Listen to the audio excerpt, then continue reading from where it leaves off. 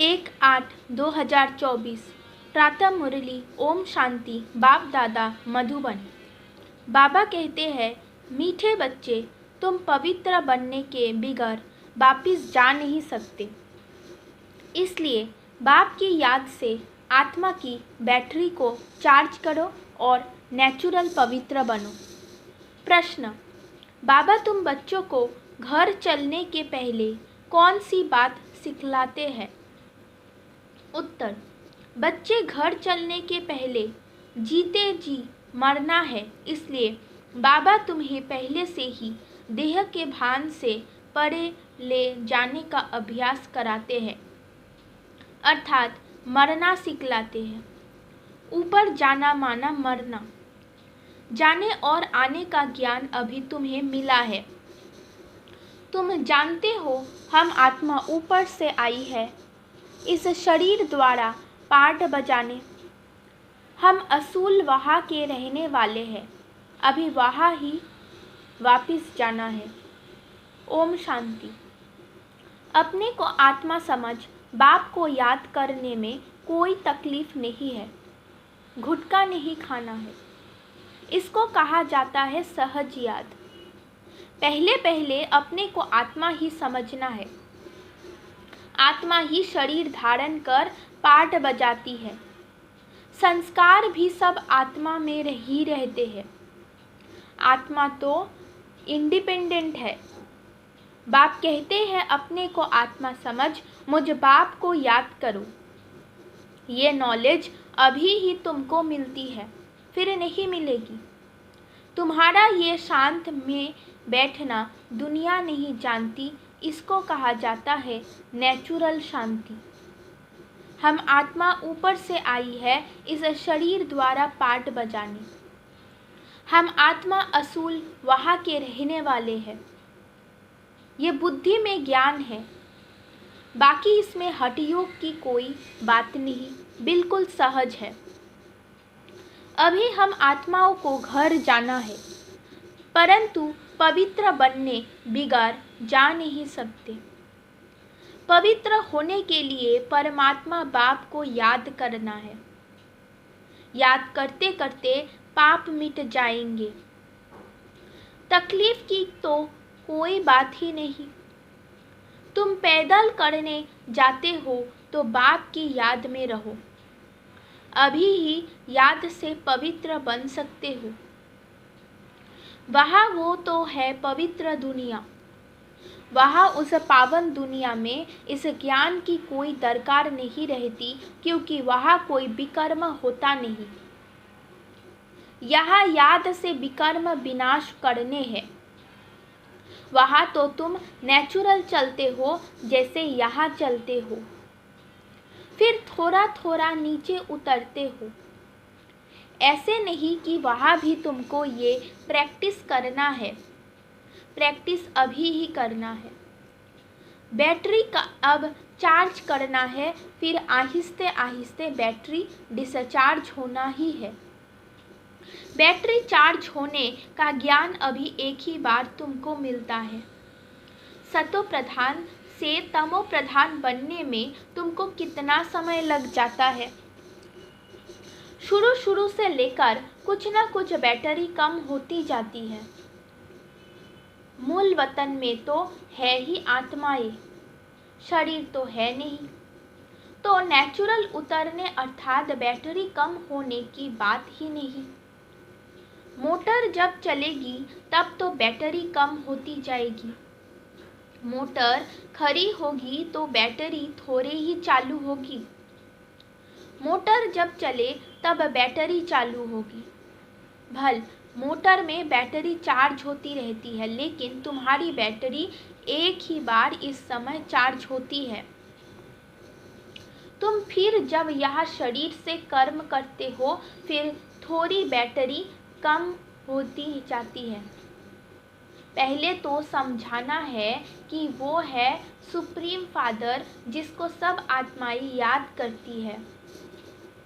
हे भगवान कहते हैं वो बाप है, हम बच्चे हैं। यहाँ तुम बच्चों को समझाया जाता है बैटरी कैसे चार्ज करनी है। भल घूमो फिरो बाप को याद करो तो सतो प्रधान बन जाएंगे।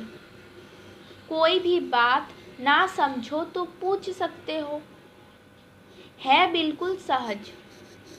5000 वर्ष बाद हमारी बैटरी डिस्चार्ज हो जाती है। बाप आकर सबकी बैटरी चार्ज कर देते हैं। विनाश के समय सब ईश्वर को याद करते हैं। समझो बाढ़ हुई तो भी जो भक्त होंगे वो भगवान को ही याद करेंगे, परंतु उस समय भगवान की याद आ नहीं सकती। मित्र संबंधी धन दौलत ही याद आ जाता है। भल ये भगवान कहते हैं, परंतु वो भी कहने मात्र। भगवान बाप है, हम उनके बच्चे हैं, ये तो जानते ही नहीं। उनको सर्वव्यापी का उल्टा ज्ञान मिलता है। बाप आकर सुल्टा ज्ञान देते हैं। भक्ति की डिपार्टमेंट ही अलग है। भक्ति में ठोकरें खानी होती है। ब्राह्मण की रात सो ब्राह्मणों की रात है। ब्रह्मा का दिन सो ब्राह्मणों का दिन है। ऐसा तो नहीं कहेंगे शूद्रों का दिन शूद्रों की रात। ये राज बाब बैठ समझाते हैं, ये है बेहद की रात व दिन। अभी तुम दिन में जाते हो, रात पूरी होती है। ये अक्षर शास्त्रों में है। ब्रह्मा का दिन ब्रह्मा की रात कहते हैं, परंतु जानते नहीं है। तुम्हारी बुद्धि अब बेहद में चली गई है। यूं तो देवताओं को भी कह सकते हैं विष्णु का दिन विष्णु की रात, क्योंकि विष्णु और ब्रह्मा का संबंध भी समझाया जाता है। त्रिमूर्ति का ऑक्यूपेशन क्या है और तो कोई समझ ना सके। वो तो भगवान को ही कच्चे मच्छ में व जन्म मरण के चक्र में ले गए हैं। राधे कृष्ण आदि भी मनुष्य है, परंतु देवी गुणों वाले। अभी तुमको ऐसा बनना है, दूसरे जन्म में देवता बन जाएंगे। 84 जन्मों का जो हिसाब किताब था वो अब पूरा हुआ, फिर रिपीट होगा। अब तुमको ये शिक्षा मिल रही है। बाप कहते हैं मीठे मीठे बच्चों अपने को आत्मा निश्चय करो। कहते भी है हम पाठधारी है, परंतु हम आत्माएं ऊपर से कैसे आती है ये नहीं समझते हैं। अपने को देहधारी ही समझ लेते हैं। हम आत्मा ऊपर से आती है, फिर कब जाएंगी? ऊपर जाना माना मरना, शरीर छोड़ना। मरना कौन चाहते हैं? यहाँ तो बाप ने कहा है तुम इस शरीर को भूलते जाओ। जीते जी मरना तुमको सिखलाते हैं, जो और कोई सिखला ना सके। तुम आए ही हो अपने घर जाने के लिए। घर कैसे जाना है ये ज्ञान अभी ही मिलता है। तुम्हारा इस मृत्यु लोक का ये अंतिम जन्म है। अमरलोक सतयुग को कहा जाता है। अभी तुम बच्चों की बुद्धि में है हम जल्दी जल्दी जावे। पहले पहले तो घर मुक्ति धाम में जाना पड़ेगा। ये शरीर रूपी कपड़ा यहाँ ही छोड़ना है, फिर आत्मा चली जाएगी घर। जैसे हद के नाटक के एक्टर्स होते हैं, नाटक पूरा हुआ तो कपड़े वहाँ ही छोड़कर घर के कपड़े पहन घर में जाते हैं। तुम्हें भी अब यह चोला छोड़ जाना है। सतयुग में तो थोड़े देवताएं होते हैं, यहाँ तो कितने मनुष्य हैं अनगिनत। वहाँ तो होगा ही एक आदि सनातन देवी देवता धर्म। अभी तो अपने को हिंदू कह देते हैं। अपने श्रेष्ठ धर्म कर्म को भूल गए हैं, तब तो दुखी हुए हैं। सतयुग में तुम्हारा श्रेष्ठ कर्म धर्म था, अभी कलयुग में धर्म भ्रष्ट है। बुद्धि में आता है कि हम कैसे गिरे हैं। अभी तुम बेहद के बाप का परिचय देते हो। बेहद का बाप ही आकर नई दुनिया स्वर्ग रचते हैं।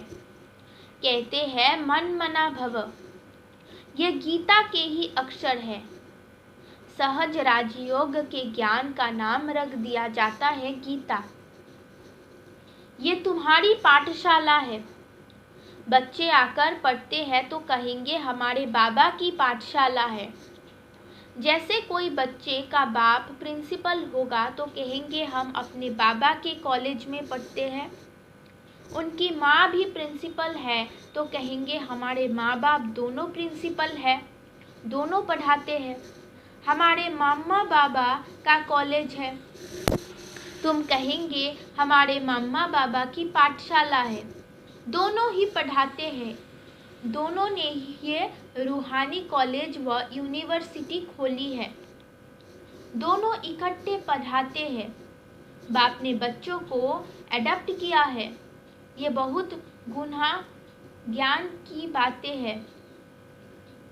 बाप कोई नई बात नहीं समझाते हैं। ये तो कल्प पहले भी समझानी दी है। हाँ, इतनी नॉलेज है जो दिन प्रतिदिन गुह्य होती जाती है। आत्मा की समझानी देखो अभी तुमको कैसे मिलती है। इतनी छोटी सी आत्मा में 84 जन्म का पाठ भरा हुआ है। वो कभी विनाश नहीं होता। आत्मा अविनाशी तो उनमें पाठ भी अविनाशी है। आत्मा ने कानों द्वारा सुना, शरीर है तो पाठ है। शरीर से आत्मा अलग हो जाती है तो जवाब नहीं मिलता। अभी बाप कहते हैं बच्चे तुमको वापिस घर चलना है। यह पुरुषोत्तम योग जब आता है तब ही वापिस जाना होता है। इसमें पवित्रता ही मुख्य चाहिए। शांति धाम में तो पवित्र आत्माएं ही रहती है। शांति धाम और सुखधाम दोनों ही पवित्र धाम है। वहाँ शरीर है नहीं। आत्मा पवित्र है, वह बैटरी डिस्चार्ज नहीं होती। यहाँ शरीर धारण करने से मोटर चलती है। मोटर खड़ी होगी तो पेट्रोल कम थोड़े ही होगा। अभी तुम्हारी आत्मा की ज्योत बहुत कम हो गई है, एकदम बूझ नहीं जाती है। जब कोई मरता है तो दीवा जलाते हैं, फिर उसकी बहुत संभाल रखते हैं कि बुझ ना जाए। आत्मा की ज्योत कभी बुझती नहीं है, वो तो अविनाशी है। ये सब बातें बाप बैठ समझाते हैं। बाबा जानते हैं कि ये बहुत स्वीट चिल्ड्रन है। ये सब काम चिता पर बैठ जलकर भस्म हो गए हैं। फिर इन्हों को जगाता हूँ। बिल्कुल ही तमो प्रधान मुर्दे बन पड़े हैं। बाप को जानते ही नहीं। मनुष्य कोई काम के नहीं रहे हैं। मनुष्य की मिट्टी कोई काम की नहीं रहती है। ऐसे नहीं कि बड़े आदमी की मिट्टी कोई काम की है, गरीबों की नहीं। मिट्टी तो मिट्टी में मिल जाती है, फिर भल कोई भी हो। कोई जलाते हैं, कोई कब्र में बंद कर देते हैं। पारसी लोग कुएं पर रख देते हैं, फिर पंछी मांस खा लेते हैं। फिर हड्डियां जाकर नीचे पड़ती है, वो फिर भी काम आती है। दुनिया में तो ढेर मनुष्य मरते हैं। अभी तुमको तो आपे ही शरीर छोड़ना है। तुम यहाँ आए ही हो शरीर छोड़कर वापिस घर जाने अर्थात मरने। तुम खुशी से जाते हो कि हम जीवन मूर्ति में जाएंगे। जिन्होंने जो पाठ बजाया है अंत तक वही बजाएंगे। बाबा पुरुषार्थ कराते रहेंगे, साक्षी हो देखते रहेंगे। ये तो समझ की बात है, इनमें डरने की कोई बात नहीं है। हम स्वर्ग में जाने के लिए खुद ही पुरुषार्थ कर शरीर छोड़ देते हैं। बाप को ही याद करते रहना है तो अंतमति सो गति हो जाए, इसमें मेहनत है। हर एक पढ़ाई में मेहनत है। भगवान को आकर पढ़ाना पड़ता है। जरूर पढ़ाई बड़ी होगी, इसमें देवी गुण भी चाहिए। ये लक्ष्मी नारायण बनना है ना। ये सतयुग में थे, अब फिर तुम सतयुगी देवता बनने आए हो। एम ऑब्जेक्ट कितनी सहज है, त्रिमूर्ति में क्लियर है। यह ब्रह्मा विष्णु शंकर आदि के चित्र ना हो तो हम समझा कैसे सकते। ब्रह्मा सो विष्णु, विष्णु सो ब्रह्मा। ब्रह्मा की 8 भुजा 100 भुजा दिखाते हैं, क्योंकि ब्रह्मा के कितने ढेर बच्चे होते हैं, तो उन्होंने फिर वो चित्र बना दिया है।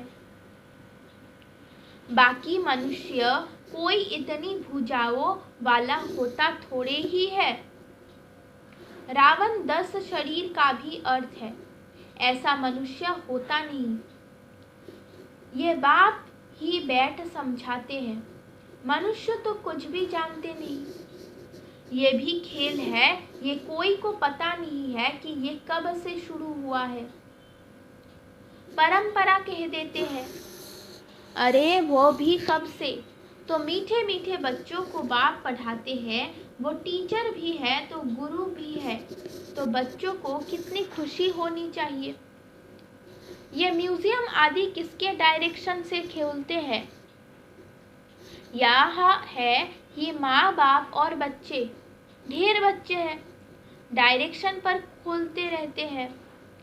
लोग कहते हैं, तुम कहते हो भगवानुवाच, तो रथ द्वारा हमको भगवान का साक्षात्कार कराओ। अरे तुमने आत्मा का साक्षात्कार किया है, इतनी छोटी सी बिंदु का साक्षात्कार तुम क्या कर सकेंगे? जरूरत ही नहीं है। ये तो आत्मा को जानना होता है। आत्मा भ्रुकुटी के बीच रहती है, जिसके आधार पर ही इतना बड़ा शरीर चलता है। अभी तुम्हारे पास ना लाइट का ना रत्न जरीर ताज है। दोनों ताज लेने लिए फिर से तुम पुरुषार्थ कर रहे हो। कल्प कल्प तुम बाप से बरसा लेते हो। बाबा पूछते हैं, आगे कब मिले हो? तो कहते हैं, हाँ बाबा, कल्प कल्प मिलते आए हैं। क्यों? ये लक्ष्मी नारायण बनने के लिए। ये सभी एक ही बात बोलेंगे। बाप कहते हैं, अच्छा शुभ बोलते हो, अब पुरुषार्थ करो। सब तो नर से नारायण नहीं बनेंगे, प्रजा भी तो चाहिए। कथा भी होती है सत्यनारायण की। वो लोग कथा सुनाते हैं, परंतु बुद्धि में कुछ भी नहीं आता। तुम बच्चे समझते हो वो है शांति धाम, निराकारी दुनिया। फिर वहां से जाएंगे सुख धाम। सुख धाम में ले जाने वाला एक ही बाप है। तुम कोई को समझाओ, बोलो अभी वापिस घर जाएंगे। आत्मा को अपने घर तो अशरीरी बाप ही ले जाएंगे। अभी बाप आए हैं, उनको जानते नहीं। बाप कहते हैं, मैं जिस तन में आया हूँ उनको भी नहीं जानते। रथ भी तो है ना। हर एक रथ में आत्मा प्रवेश करती है। सबकी आत्मा भ्रुकुटी के बीच रहती है। बाप आकर भ्रुकुटी के बीच में बैठेगा। समझाते तो बहुत सहज है। पतित पावन तो एक ही बाप है। बाप के सब बच्चे एक समान हैं। उनमें हर एक का अपना अपना पार्ट है। इसमें कोई इंटरफियर नहीं कर सकता।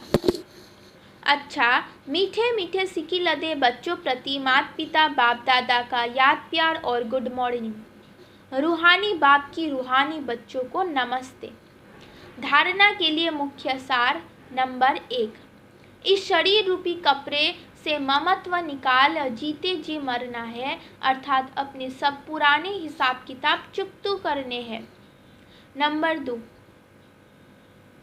डबल ताजधारी बनने के लिए पढ़ाई की मेहनत करनी है, देवी गुण धारण करने हैं। जैसे लक्ष्य है, शुभ बोल है, ऐसा पुरुषार्थ करना है। वरदान, अकल्याण के संकल्प को समाप्त कर अपरकारियों पर उपकार करने वाले ज्ञानी तू आत्मा भव। कोई रोज आपकी ग्लानि करे, अकल्याण करे, गाली दे तो भी उसके प्रति मन में घृणा भाव ना आए, अपकारी पर भी उपकार, यही ज्ञानी तू आत्मा का कर्तव्य है। जैसे बाप बच्चों ने बाप को जन्म गाली दी, फिर भी बाप ने कल्याणकारी दृष्टि से देखा तो फॉलो फादर। ज्ञानी तो आत्मा का अर्थ ही है सर्व के प्रति कल्याण की भावना, अकल्याण संकल्प मात्रा भी नहीं हो। स्लोगन, मन मना भवा की स्थिति में स्थित रहो तो औरों के मन के भावों को जान जाएंगे। ओम शांति।